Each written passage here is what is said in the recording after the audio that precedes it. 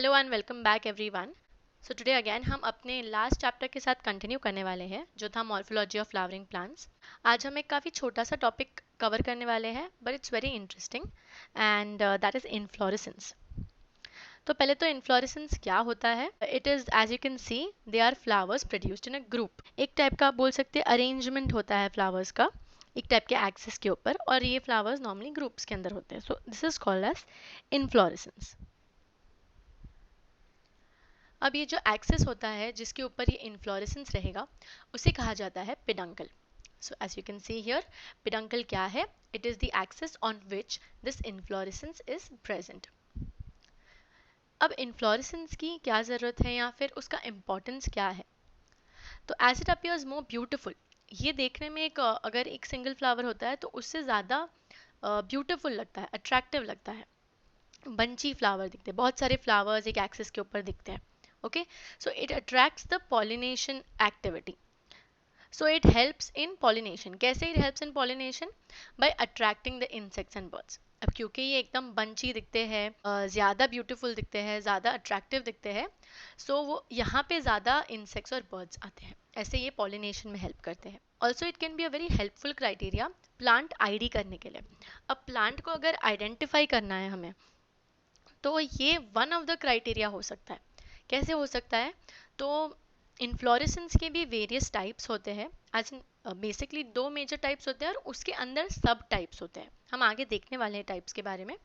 तो ये जो सब टाइप्स और टाइप्स है वो कुछ प्लांट फैमिलीज के लिए एक ट्रेट भी होता है। एक पर्टिकुलर फैमिली में एक पर्टिकुलर तरीके का इन्फ्लोरेसेंस ऑब्जर्व किया जाता है।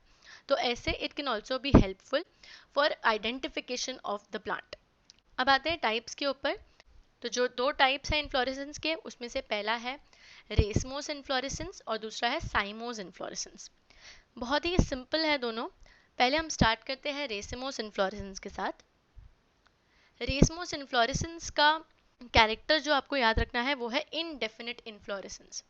ओके, अब इनडेफिनिट इन्फ्लोरेसेंस का मतलब मुझे अगर आपको ड्रॉ करके बताना है, जो यहाँ पे एक प्लांट है एंड कुछ लीव्स होंगी, ओके, और इसके ऊपर कहीं पे फ्लावर्स उग रहे होंगे।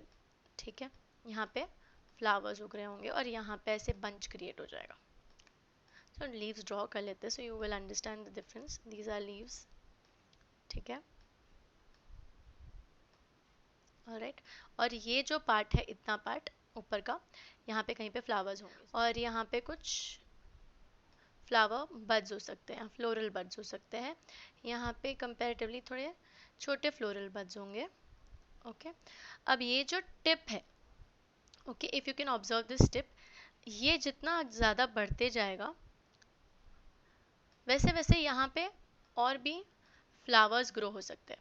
ओके, पहले फ्लोरल बड्स आएंगे, उसके बाद में उसके ऊपर फ्लावर्स उगेंगे। So it can go on, that means it has indefinite growth. अब ये इनडेफिनिट ग्रोथ क्यों है?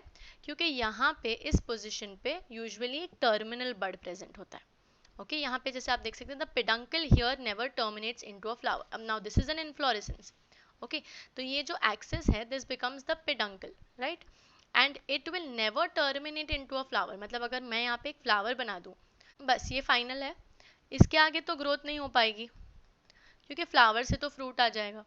तो हमने पहला क्राइटेरिया ही क्या कहा है कि इट इज़ इनडेफिनिट इन्फ्लोरेसेंस, मतलब एकदम चलते ही रहना चाहिए, यहाँ पे ग्रोथ रुक नहीं सकती क्योंकि यहाँ पे फ्लावर नहीं आएगा, यहाँ पे आएगा एक terminal bud.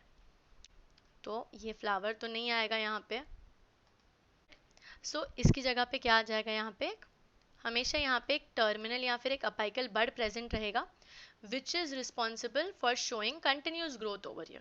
So this is the basic criteria for racemose type of inflorescence. अब ये अगर आपको पिक्चर में ऑब्जर्व करना है, सेम वही है जो मैंने ड्रॉ करके बताया था। तो यहाँ पे आप देख सकते हैं कुछ फ्लावर्स उग रहे हैं नीचे की तरफ। ओके, एंड जैसे जैसे आप ऊपर जा रहे हैं there are some flowers which are just opening up. Okay, तो ये फ्लावर का बड था पहले। If you can see these are younger flower buds. ठीक है, और ये नए नए फ्लावर के बड्स आते जा रहे हैं। और अपाइकल पोजिशन यहाँ बीच में अगर आप देख सकते हो, यहाँ पे सेंटर में there is a terminal bud that is never going to get converted into a flower because it is responsible for showing continuous growth of this peduncle, so that will never ever terminate into a flower. I hope this is very simple now. अब arrangement of flowers, यहाँ पे term mention है acropetal succession. What do you mean by acropetal succession? Acropetal succession का मतलब होता है कि ये जो पूरा इन्फ्लोरेसेंस है, इसके अंदर जो ओल्डर फ्लावर्स होंगे, ओल्डर का मतलब क्या हो गया, जो पहले ब्लूम हो जाएगा, जो पहले ग्रो हो जाएगा, जो सबसे मैच्योर है, so that is present on the lower part of the inflorescence. And जैसे जैसे हम ऊपर जा रहे हैं तो वैसे वैसे यंगर फ्लावर्स आएंगे. सिंपल सी बात है, you can very well observe in this diagram. जैसे जैसे यहाँ पे आगे बढ़ रहा है शूट, वैसे वैसे बर्ड वहाँ पे ग्रो हो रहा है. अभी मैंने इसके पहले भी जब आपको एक्सप्लेन कर रही थी, this is a fully bloomed flower. उसके बाद में यहाँ पे अभी निकल रहा है बर्ड से एक फ्लावर, और भी यंगर बर्ड है. Okay, so if you can C this type of arrangement of flowers on an inflorescence is called as acropetal succession. Centripetal का मतलब होता है जो ओल्डर फ्लावर्स है लोअर साइड ऑफ इन्फ्लोरेसेंस पे वो पहले ओपन होते हैं, वो पहले ब्लूम होते हैं, और जो यंगर फ्लावर्स है जो अपर साइड ऑफ इन्फ्लोरेसेंस पे प्रेजेंट है वो बाद में ब्लूम होते हैं. अब इन लोअर फ्लावर्स को पेरिफेरल फ्लावर्स भी कहा जाता है पोजीशन में, और जो एपेक्स के आसपास जो फ्लावर्स प्रेजेंट है, टिप के आसपास जो फ्लावर प्रेजेंट है, उन्हें सेंट्रल फ्लावर्स कहा जाता है. यहाँ पे जो पेरिफेरल फ्लावर्स है पहले ओपन हो रहे हैं, और जो यंगर फ्लावर्स है जो कि एपेक्स के पास है वो बाद में ओपन हो रहे हैं. इसे कहा जाता है सेंट्रीपेटल. नेक्स्ट आते हैं हम नेक्स्ट टाइप ऑफ इन्फ्लोरेसेंस पे, which is cymose inflorescence. Cymose inflorescence में सबसे पहला कैरेक्टर है definite inflorescence. Very very important and very simple. I have tried to put up points very similar. Racemose के सामने साइमोस को कंपेयर भी किया जा सकता है इसको लेटर ऑन, इसलिए मैंने उसके कंपैरिजन में ऐसे पॉइंटर्स बनाए. ओके, तो वहाँ पे था इनडेफिनेट, यहाँ पे है डेफिनेट इन्फ्लोरेसेंस. डेफिनेट इन्फ्लोरेसेंस का मतलब क्या हो जाएगा कि जो पेडंकल रहेगा उसकी एक डेफिनेट ग्रोथ होगी, जिसका मतलब ही ये है कि यहाँ पे टर्मिनल बर्ड फ्लावर में कन्वर्ट होने वाला है.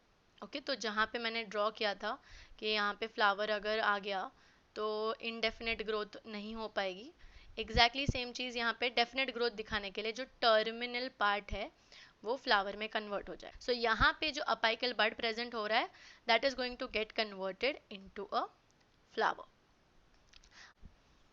अब ये जो टर्मिनल फ्लावर है, इनके नीचे below to this terminal flower एक या दो लैटरल ब्रांचेस भी हो सकती है, which is also going to terminate into a flower. Can you see this? तो ये है मेन पेडंकल. ऑलराइट, ये मेन पेडंकल एक्सिस है, और इसका जो टर्मिनल पॉइंट है that is getting converted into a flower, and इसके नीचे दो लैटरल ब्रांचेस आई है that is also getting terminated into a flower. Can you observe it here also? and that is going to get terminated into a flower. यहाँ पे arrangement of flowers है basipetal succession. What was acropetal? Acropetal क्या था कि inflorescence जो है उसमें lower flowers रहेंगे वो मैच्योर है, और जो ऊपर के फ्लावर्स है, ओके, एपेक्स के आसपास जो फ्लावर्स है, those are the younger flowers. Basipetal इसका एग्जैक्टली ऑपोजिट है. तो जो फर्स्ट फॉर्म्ड फ्लावर रहेगा तो वो हो जाएगा oldest flower. Obviously, as you can see in this picture also, this is the first formed flower and this is the oldest, but this is on the top. ये apex पे है, और ये जो छोटे flowers जो बाद में आए हैं वो नीचे है इससे. You can see this. This type of arrangement is called as basipetal. अब यहाँ पे भी ऑर्डर ऑफ फ्लावर ओपनिंग रहेगा. यहाँ पे जो ऑर्डर ऑफ फ्लावर ओपनिंग है वो है सेंट्रीफ्यूगल. सेंट्रीपेटल के अंदर जो पेरिफेरल फ्लावर्स थे वो पहले ओपन हो रहे थे. अब यहाँ पे जो सेंट्रल फ्लावर है, जिसका मतलब है जो टर्मिनल फ्लावर है, यहाँ आप देख सकते हैं ये टर्मिनल फ्लावर है और ये ओल्डेस्ट है. ये पहले ब्लूम होगा, ये पहले ओपन होने वाला है, और फिर नीचे की तरफ, ठीक है, लोअर पोजीशन पे जो लोअर पोजीशन पे फ्लावर्स है वो बाद में ओपन होंगे, और ये पेरिफेरल है पोजीशन में. तो अब यहाँ पे क्या हो रहा है कि पहले सेंट्रल फ्लावर जो कि टर्मिनल फ्लावर है वो पहले ओपन हो रहा है, और उसके बाद में पेरिफेरल फ्लावर्स ओपन हो रहे हैं. ऐसे टाइप के ऑर्डर को कहा जाता है सेंट्रीफ्यूगल. नाउ आई सजेस्ट कि जब आप ये दोनों इन्फ्लोरेसेंस पढ़ेंगे try to make distinguishing characters दोनों के। हमने इसे पढ़ा भी इस तरीके से है कि वो एकदम इजीली आपको याद रह जाएंगे, एंड आई थिंक इतना भी जानना is more than enough to understand these two types of inflorescence. Here the example is Caesalpinia and here an example is Jasmine. I think this was a very simple and a very short topic, and ये काफ़ी easy है अगर आप उसको picture देख के या diagram देख के समझ रहे हो तो। तो फर्स्ट क्वेश्चन है, in a cymose inflorescence the main axis. अब इस सेंटेंस को हमें कंप्लीट करना है, तो उसमें पहला ऑप्शन है हैज़ अनलिमिटेड ग्रोथ। अब साइमोस इन्फ्लोरेसेंस में पहली ही बात क्या सीखी है हमने कि उसमें होती है लिमिटेड ग्रोथ या फिर डेफिनेट ग्रोथ, तो ये तो रॉन्ग है। सेकेंड ऑप्शन है bears a solitary flower.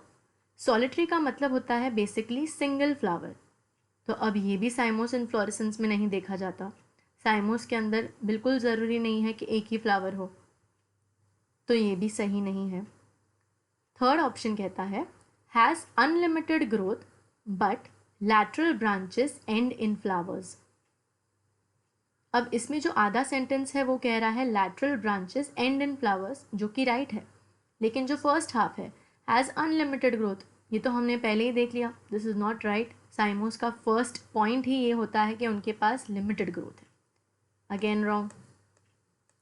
Fourth option कहता है it terminates in a flower, तो ये राइट है कि जो साइमोस इन्फ्लोरेसेंस का मेन एक्सिस है वो टर्मिनेट करता है into a flower, so this becomes your answer. What is a peduncle? Peduncle क्या था? Now I want you to answer this on your own. ठीक है, this is an extremely easy question. अब हमने कितना सारा डिस्कस करते हुए भी ये टर्म यूज किया है, so I am hoping that you should know this. Which inflorescence shows DC petal succession? ये भी क्वेश्चन का आंसर आप ही देंगे, ओके? ये दोनों क्वेश्चन का answer take it as a homework from me. Jasmine shows dash inflorescence. Now this is an example. ये भी अगर आपने अच्छे से देखा है पूरे इस सेशन को, तो हमने एंड में थोड़े एग्जाम्पल्स भी दिए हैं, तो अगर वो भी आपको याद है you will be very easily answering these questions. ये बहुत ईजी है, okay, and try them out. Do give your answers in the comment section below, and I hope आपने ये सेशन भी उसी तरह इन्जॉय किया है जैसे पहले के सेशंस इन्जॉय किए हैं। जस्ट इन केस अगर आपने पहले के सेशंस किसी तरह मिस आउट कर दिए हैं, so I will be providing the link in the description box, do watch them. So if the content was helpful for you please hit the like button, also share करो सारे अपने दोस्तों के साथ, and yes obviously do subscribe, also hit the bell icon so that इसके बाद जो भी नोटिफिकेशंस होंगी, जितने भी लेक्चर सीरीज़ के नए लेक्चर्स आने वाले हैं, you will come to know as soon as I post them. Till then, keep learning and binge science.